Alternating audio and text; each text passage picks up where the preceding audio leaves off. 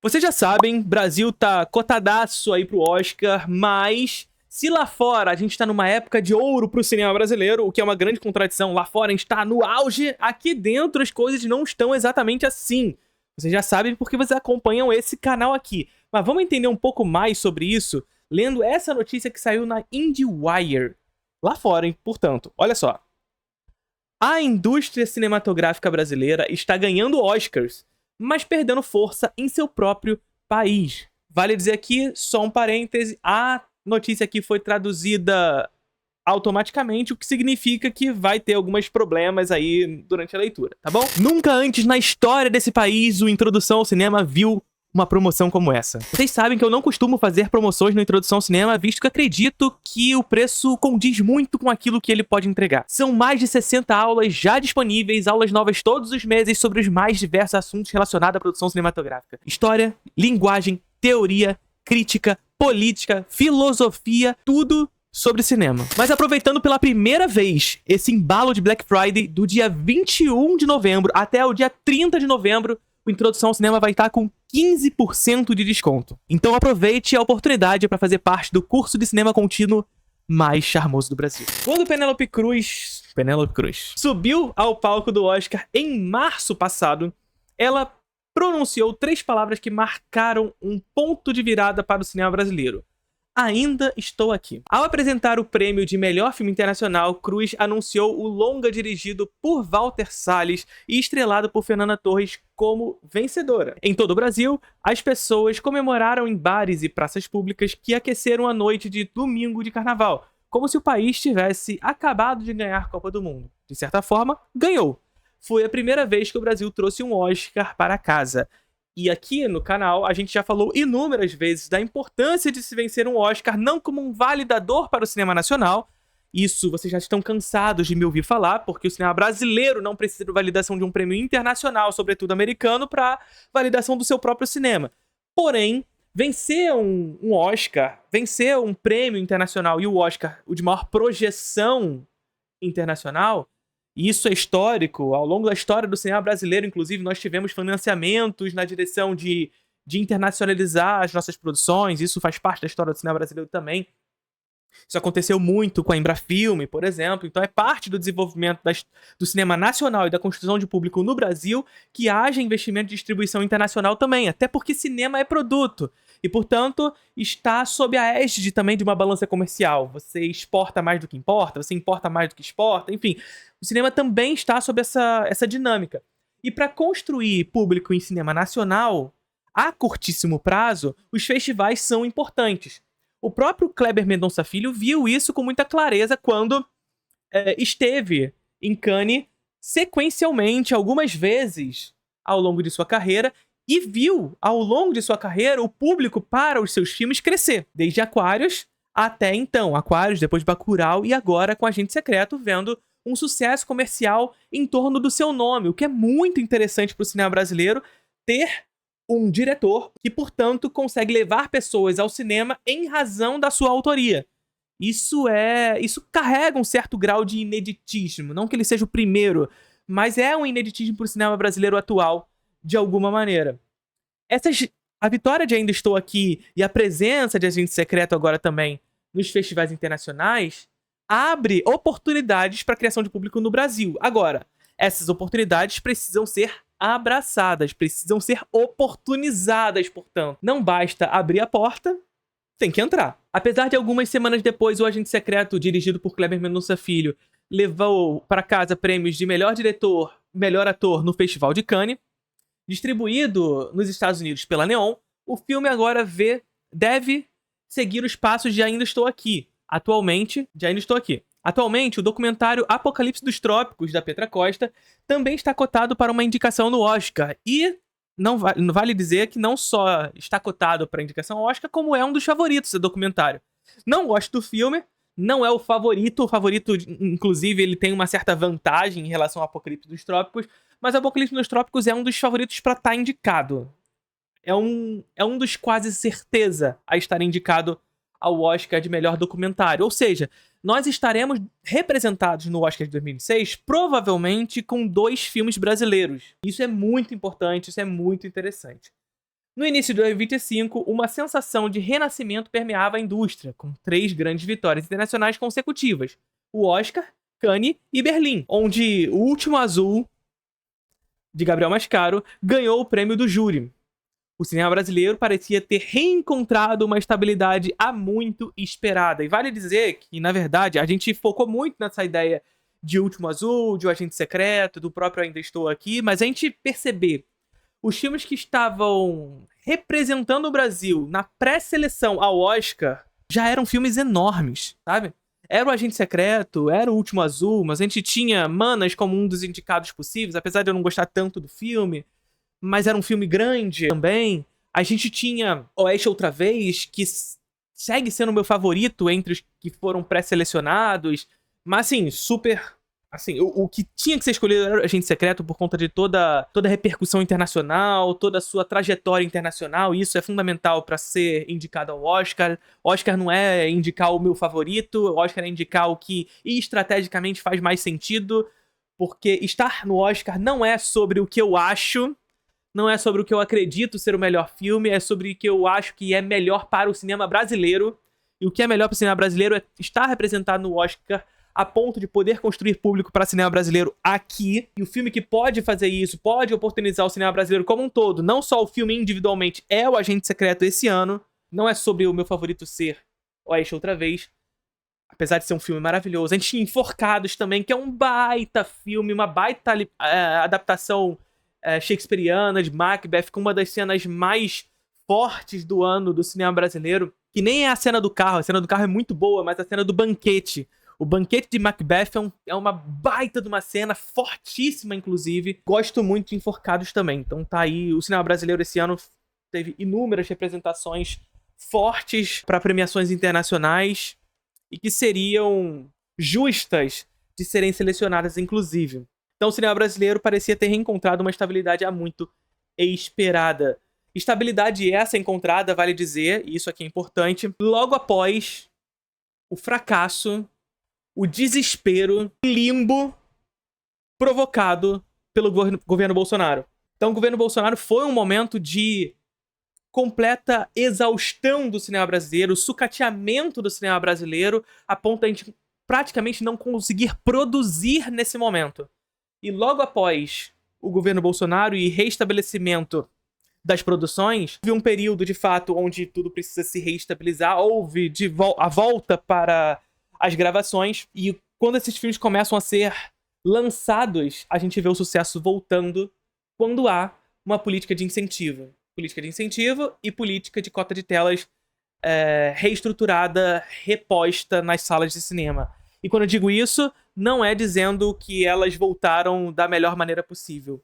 Talvez a pasta da cultura no governo Lula, a pasta da cultura e a pasta de meio ambiente no governo Lula sejam as piores pastas do governo. Só que ainda que sejam as piores pastas do governo, sobretudo a da cultura, a diferença em relação aos 4 anos de Bolsonaro é absurda. Sendo a pior pasta do governo Lula, a diferença em relação ao sucateamento absoluto do governo Bolsonaro é absurda. O que nos demonstra que, quando se faz o mínimo, o cinema brasileiro consegue produzir filmes como Agente Secreto, como Ainda Estou Aqui, como Enforcados, como Oeste Outra Vez, Manas e companhia.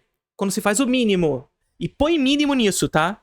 Põe mínimo nisso, porque a gente vê o que tá acontecendo agora com o debate sobre regulamentação de streaming, que provavelmente vai ser discutido aqui no nosso texto. Vamos lá. No entanto, à medida que o ano se aproxima do fim, os tapetes vermelhos e os troféus dourados não se traduziram em sinal verde para aqueles que trabalham nos bastidores, ou seja, nos trabalhadores do setor, que são cada vez mais precarizados. Surgiu uma notícia, inclusive recentemente, na UOL, que eu cheguei a pensar em ler aqui, mas eu acabei não lendo com vocês, seria interessante até a gente fazer isso em algum outro momento, em que se demonstrou que a indústria de cinema no Brasil emprega 60% mais que a indústria automobilística no Brasil, que é a produção de carros no Brasil. Indústria essa que é extremamente subsidiada no Brasil, a indústria de carros, a indústria automobilística, extremamente subsidiada, extremamente financiada. Mas, no caso do cinema, com baixíssima adesão de financiamento, com altos boicotes, porque você não vê a galera do MBL falando assim, não pode financiar a indústria automobilística, parem de financiar a Volkswagen e a Ford no Brasil, parem! Ninguém fala isso. Pra dizer que tem que cortar dinheiro da Lei Rouanet pra fazer filme do PT, eles falam. Lei Rouanet faz filme? Não faz. Mas eles falam. Tá ligado? Por quê? Porque a indústria da cultura, e no caso aqui o cinema em específico, tem um alto poder mobilizador. E evidentemente que isso não vai ser um projeto para eles. Tá ligado? O próprio sistema que tornou possível esse ressurgimento está agora paralisado. E precisa ser revitalizado para cumprir a promessa de uma indústria forte e estável, simbolizada pela vitória de Salles no Oscar. Rodrigo Teixeira, produtor de Ainda Estou Aqui, indicado ao Oscar, resumiu o momento com entusiasmo e cautela. O cinema brasileiro está desfrutando de um nível incrível de visibilidade, talvez o melhor, mas isso não significa que o sistema funcione, disse ele. Precisamos fazer filmes com consciência, não apenas quando a situação política nos favorece. Teixeira, que trabalha no Brasil, na Europa e nos Estados Unidos, tem uma perspectiva privilegiada conhecendo o funcionamento interno de 3 ecossistemas de produção. Em sua visão, o Brasil tem talento e ideias, mas não previsibilidade. Esse é um fator preponderante quando se discute política pública em indústria e cultura no Brasil. Não há previsibilidade. E não há previsibilidade porque, mais uma vez, a pasta de cultura no governo Lula, o governo Lula 3.0, é uma das pastas mais precárias desse governo. Mais uma vez, a gente sente avanços porque o governo Bolsonaro foi um governo de sucateamento absoluto. Mas o Ministério da Cultura no governo Lula é terrível. Não há previsibilidade porque não há nenhum projeto que discuta essa previsibilidade. Porque o orçamento é tirado ano antes. E aí os senhores executivos do Ministério da Cultura discutem que essa previsibilidade não é possível de se realizar. Por quê? Porque o orçamento sai no ano anterior, mas o dinheiro só cai em caixa no ano seguinte. Mas você já tem o orçamento. O orçamento já está estabelecido no ano anterior, ou seja, você já sabe o quanto você vai poder gastar. Ou pelo menos você tem uma base do que você vai poder gastar. Porque esse orçamento sai no ano anterior, mas durante esse processo há uma discussão em cima desse orçamento que pode haver cortes, pode haver incrementos, pode haver isso tudo. Mas você já tem uma base. E tendo a base, você tem que ter plano A, plano B, plano C para esses investimentos. Você já tem que começar a estabelecer editais, não só quando o dinheiro cai. Você não pode simplesmente começar projeto um ano depois, tá ligado? Porque isso faz com que haja dinheiro parado. Dinheiro parado é perda de dinheiro, tá ligado? É o básico. Não há previsibilidade na produção de cinema no Brasil porque o Ministério da Cultura é frágil. É frágil. Os números evidenciam o paradoxo. Um estudo da MPA, Motion Picture Association, dos Estados Unidos, e da Oxford Economics, constatou que a indústria audiovisual brasileira gera atualmente cerca de 70 bilhões por ano, aproximadamente 13 bilhões de dólares, e sustentou 608.970 empregos em 2024, mais do que o setor automotivo no Brasil, que eu tava falando pra vocês. Porém, e aqui é a grande parada que eu queria falar, que eu acabei esquecendo, são aproximadamente 60% a mais que o setor automotivo. Porém, essas pessoas empregadas no setor audiovisual são extremamente precarizadas. A grande parada é essa, assim.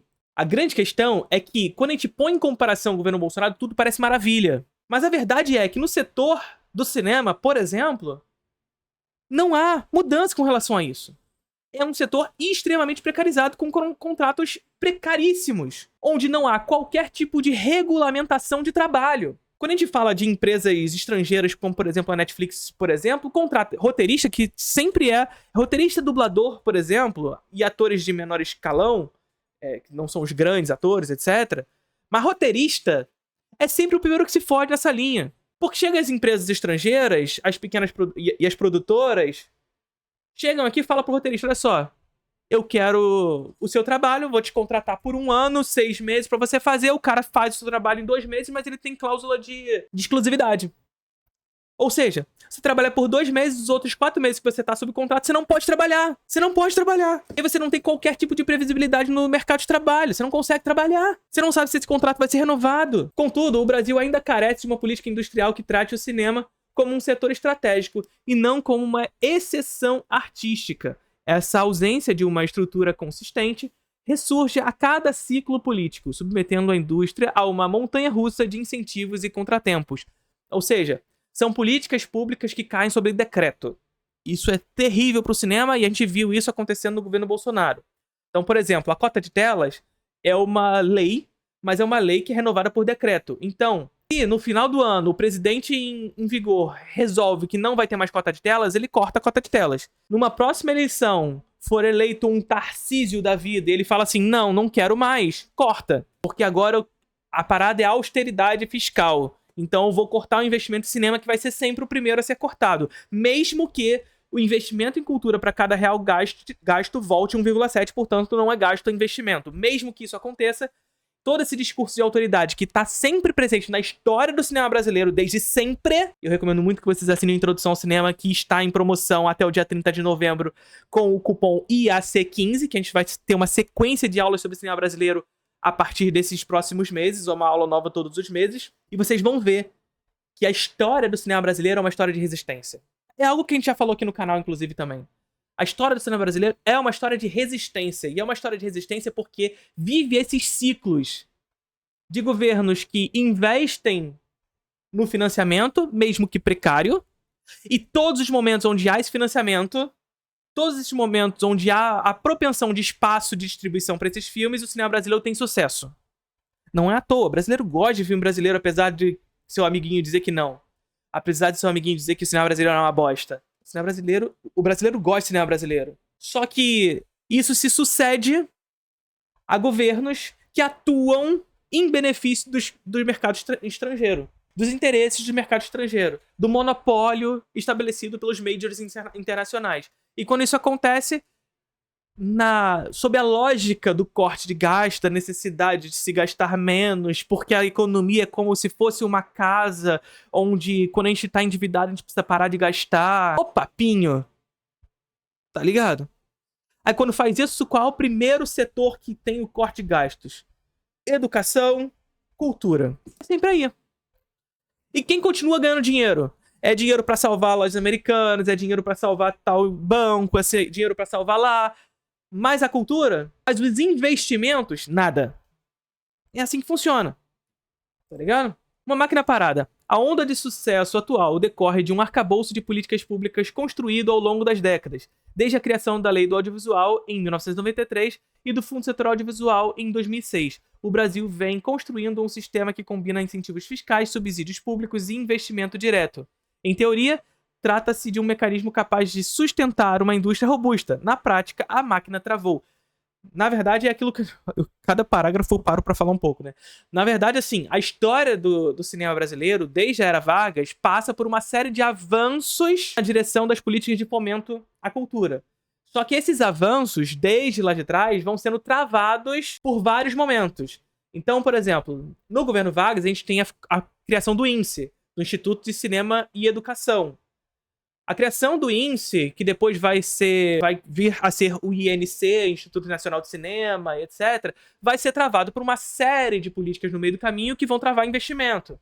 Aí, depois disso, a gente tem a Embrafilme. A Embrafilme vai ser travada em determinado momento pela inserção do neoliberalismo do Brasil e pela crise econômica da década de 80. Enfim, o cinema brasileiro vai resistindo a esses processos que mais estão ligados à necessidade de atender os interesses internacionais do que ao próprio cinema brasileiro. As políticas públicas no Brasil, elas não nascem em 93, com a Lei do Audiovisual, e nem com o Fundo Setor em 2006. Ela é desde a década de 30, sabe? Só que ela vai sendo travada ao longo desses períodos. Ana Paula Souza, jornalista e professora de cinema na ESPM São Paulo, observou que o modelo brasileiro é único em seu alcance. Nenhum outro país da América Latina tem um sistema tão completo da roteirização à distribuição. O problema é que ele se tornou muito lento. Ou seja, é aquela questão da ausência de previsibilidade. Por mais que haja um orçamento tirado no ano anterior, se espera esse orçamento chegar para poder começar a planejar. Ou seja, não há planejamento. O planejamento é precário. E essa é um dos grandes problemas do governo Lula, do Ministério da Cultura no governo Lula. É um dos grandes problemas. Cada etapa, avaliação do projeto, aprovação do financiamento, auditoria, se acumula em filas burocráticas intermináveis, atrasando a produção em anos. Também já falei pra vocês da história do Oeste outra vez, que foi realizado antes do Babu entrar no BBB e foi lançado muitos anos depois do Babu sair do BBB, em 2025. Veja, Souza, autora do livro O Cinema que Você Não Vê, a guerra política por trás da produção cinematográfica brasileira no século XXI, afirmou que parte da paralisia decorre da escassez de pessoal e da sobreposição de funções na Ancine, a Agência Nacional de Cinema no Brasil. E tem gente que acredita que há muito funcionarismo público no Brasil. Muitos dos profissionais mais experientes da agência saíram durante anos de desmantelamento institucional, sobretudo os 4 anos do governo Bolsonaro. E as novas equipes ainda estão se adaptando, explica. É um sistema que depende de pessoas, não apenas de regras. E quando as pessoas saem, o motor para. A FSA, principal fonte de financiamento público para o cinema no país, tem atualmente mais de 800 projetos aprovados aguardando desembolso. 800. Parte do dinheiro está congelado devido a impasses orçamentários ou legais, ou seja, ausência de planejamento. Enquanto isso, os produtores acumulam custos e perdem prazos para coproduções internacionais. Perda de dinheiro, porque se você não tem um planejamento adequado, isso significa que esse dinheiro parado é dinheiro que está sendo perdido por conta de inflação, inclusive. E essas produções paradas é como se você pensasse numa obra. Pensa numa obra de um prédio. Se a obra para, o cimento que tá ali, o cimento que já foi comprado, as vigas que já foram compradas, tudo some. Pergunta pra qualquer engenheiro, menos pro engenheiro Léo. Começar uma obra e parar no meio é muito mais caro do que terminar de uma vez só. Porque vai sumir um cimento, vai sumir uma viga, vai desperdiçar material, vai precisar recontratar pessoas, sabe? E aqui no caso ainda tá em voga as questões das coproduções internacionais, ou seja, você tem a produção de países internacionais que estão esperando essa parada também para acontecer. E encontra essa lentidão das políticas de fomento no Brasil. O investidor europeu não entende o que significa esperar 2 anos por uma decisão de financiamento, disse Teixeira. Isso mata um projeto mesmo antes dele começar. Ou seja, não vou investir. Eu vou botar dinheiro numa parada que só daqui a 2 anos a parada vai começar a acontecer? É perder dinheiro. O contraste entre ritmo da criação artística e a lentidão da burocracia governamental tornou-se emblemático do que o Brasil precisa superar. Em outubro, o Ministério da Cultura anunciou 100 milhões em novos investimentos audiovisuais para o estado de São Paulo. Um gesto bem-vindo, mas que não altera a realidade estrutural. Trata-se de um alívio de curto prazo para um sistema que necessita de profundas reformas. Por trás da euforia da temporada de premiações, esconde-se um problema matemático persistente. Um estudo apresentado na conferência Rio 2C, em abril, revelou que as plataformas de streaming faturam mais de 75 bilhões anualmente. Mas apenas uma fração desse dinheiro retorna à produção independente. Por quê? Porque não tem regulamentação. O projeto de lei de regulamentação do VOD, sobre demanda, a regulamentação do streaming, há muito debatido, visa corrigir esse desequilíbrio. Mas o que está passando é uma regulamentação porca. E agora é o momento de, inclusive, pressionar os senadores, porque o projeto de lei está na mão do Senado agora, e o Senado tem a possibilidade de alteração do projeto. Então, vale pressionar. O projeto de lei é aprovado na Câmara dos Deputados do Brasil. Não só os deputados, como o presidente Lula pode vetar algumas das questões do projeto. Agora, se ele vai vetar ou não, ou se ele vai se utilizar da pasta da cultura mais uma vez como manobra política para aprovar outras questões, porque é isso que aconteceu.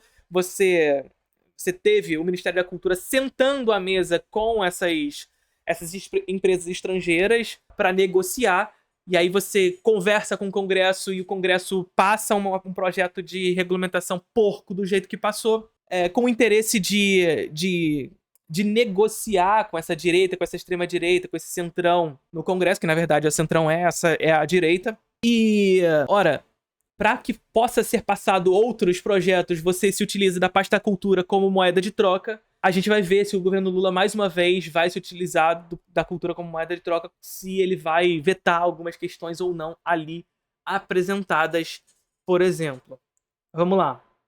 O projeto de lei aprovado na Câmara dos Deputados em outubro exige que empresas estrangeiras de streaming contribuam com uma porcentagem de sua receita para produções nacionais, mas concessões entre o governo e as empresas diluíram o impacto pretendido, que no caso das produtoras nacionais se pedia 12%, o projeto era 6% e caiu para 3%, 4%, mas desses 4%, 70% podem ser abatidos, ou seja, 1,5%, 1,3% desse valor de fato vai para o Fundo Setorial Audiovisual.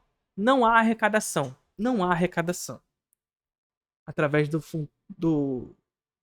regulamentação. Aproximadamente 1,4 bilhão deveriam ser destinados à FSA, mas após isenções e deduções, que é isso que a gente está falando, que a gente já falou ao longo desse período, o valor não ultrapassará de 185 milhões por ano. Olha só, previsto 1,4 bilhão e não vai ultrapassar 185 milhões. É de cair o cu da bunda, tá ligado? É por isso que eu tô falando, o governo Lula, e aqui mais especificamente o Ministério da Cultura, tá sendo utilizado como moeda de troca para conciliação. Essa é a verdade. A pasta da cultura está sendo utilizada como moeda de troca para conciliação. A pasta da cultura é uma das piores pastas do governo Lula 3.0. A parada é que, como a gente viveu momentos terríveis no governo Bolsonaro, qualquer avanço a gente sente como 100%, sabe? Mas não é uma verdade. É claro que há avanços.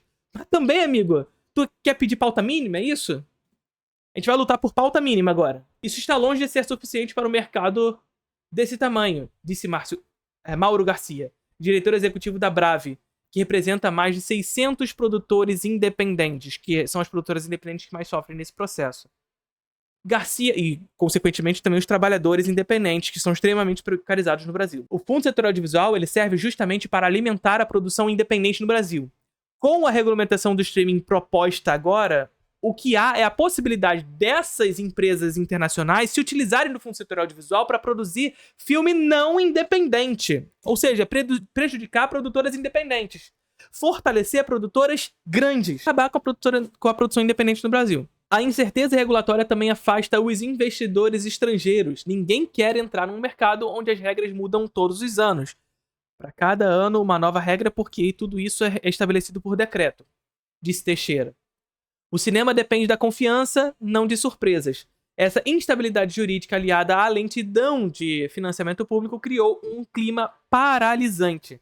Cineastas premiados voltam para casa e encontram um sistema incapaz de apoiá-los. Para produtores de médio porte, aqueles sem acesso a financiamento internacional, cada novo ciclo de subsídios públicos traz uma esperança renovada, seguida por anos de espera. É um limbo, disse Garcia. Você tem um projeto aprovado, mas nenhuma ideia de quando realmente poderá filmar. Ou seja, tá aprovado seu projeto, posso começar a filmar? Agora não, amigo. Daqui a pouco, talvez. Enquanto isso, você tem que pagar funcionários, aluguel, consultores. É impossível planejar. É aquela história do cimento parado na obra. Souza identificou a imprevisibilidade como o maior inimigo da indústria. O Brasil não precisa apenas de mais dinheiro. Precisa de um calendário confiável. Se os editais de licitação fossem lançados todos os meses, todo o mês de abril, os produtores poderiam se planejar. Agora, eles vivem de boatos. Teixeira concordou, chamando a situação de uma loteria anual sem data de sorteio. A situação se agrava porque muitos fundos estaduais e municipais dependem de repasses federais, criando um efeito dominó de atrasos. Pequenas produtoras frequentemente reduzem seu tamanho ou fecham as portas porque ficam esperando esses projetos poderem ser visibilizados. E aí quando eles... agora pode começar. Pô, mas a empresa já acabou. Escolhendo o mercado de trabalho. Uma pesquisa de 2023 do SICAV, Sindicato Interestadual da Indústria Audiovisual, constatou uma queda de 44% no volume de produção, consequência direta de entraves administrativos e da falta de previsibilidade. Paradoxalmente, o setor continua sendo um dos que mais crescem em receita no Brasil, como aponta o MPA e a Oxford Economics. O mercado gera riqueza, mas não estabilidade. É amplo e intensivo em mão de obra, porém ainda precário. Enquanto o Congresso debate a regulamentação do VOD e a reinstauração do FSA, outro desafio se avizinha: reconstruir o ecossistema cinematográfico brasileiro após anos de desmantelamento político e crise econômica. O país entrou em recessão entre 2014 e 2016, encerrando a década com PIB estagnado e alta inflação, o que corroeu o poder de compra e reduziu drasticamente o investimento cultural. A pandemia Covid-19, 2020 e 2021, agravou a situação, segundo estudos da Ancine, Brave e Tela Viva. A situação cinematográfica caiu 80% com filmagens paralisadas, editais de financiamento suspensos e dezenas de produtoras independentes fechando as portas. Vale dizer que sim, nós estamos falando da Covid, mas sim também por um governo Bolsonaro que inviabilizou a produção nacional. Relatórios do Uniceub, Centro Universitário de Brasília, baseados nos dados da Ancine, registraram uma queda de 35,3% dos lançamentos entre os filmes de 2019 e 2020, enquanto publicações do setor estimaram que cerca de metade das produtoras demitiu funcionários no auge da crise. Enfim, aqui a gente já vai começar a entrar numa certa redundância. Os longos caminhos para reconstrução, de alguma maneira, a gente já discutiu aqui no nosso vídeo.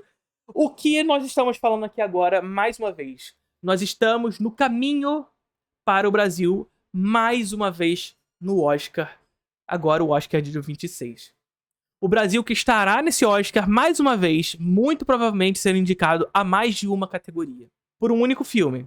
No caso, O Agente Secreto. Sendo indicado a melhor filme internacional e muito provavelmente sendo indicado a melhor ator, sendo o Wagner Moura um dos francos favoritos a vencer a categoria. Tendo o Timothée Chalamet e o Leonardo DiCaprio como dois dos grandes favoritos, e o Wagner Moura correndo por fora nessa disputa, tal como Fernanda Torres correu por fora no ano passado. E um filme que, mais uma vez, também está apto a concorrer na categoria de melhor filme, ponto. Ou seja, um grande filme que nós já temos crítica aqui no canal, que poderá nos representar mais uma vez. Estaremos também, muito provavelmente, sendo representados na categoria de melhor documentário, apesar de eu não gostar tanto do filme, mas provavelmente estaremos lá também.